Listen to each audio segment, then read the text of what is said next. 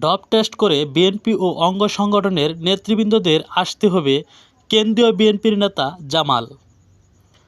ঝালকাঠি প্রতিনিধির পাঠানো তথ্যচিত্রে দেখুন বিস্তারিত।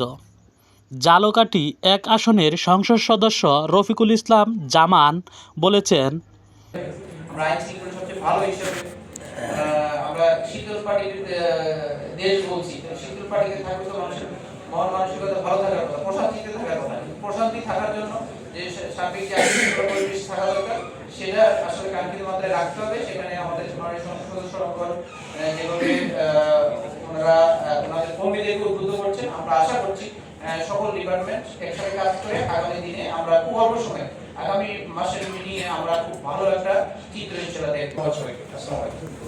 বিএনপির চেয়ারম্যান ও প্রধানমন্ত্রী তারেক রহমানের নির্দেশনা অনুযায়ী রাজাপুর কাঠালিয়ায় বিএনপি ও অঙ্গ সংগঠনের কমিটির বিভিন্ন পদে যারা আসতে চান তাদের ড্রপ টেস্ট করতে হবে। মাদকের বিষয়ে কোনো ছাড় নয়, মাদক নিয়ে জিরো টলারেন্স নীতি অনুসরণ করতে হবে। সোমবার 12টায় গেল জেলা প্রশাসন আয়োজিত জেলা প্রশাসক কার্যালয়ের হলরুমে জেলার আইনশৃঙ্খলা কমিটির সভায় প্রধান অতিথির বক্তব্যে তিনি এ কথা বলেন।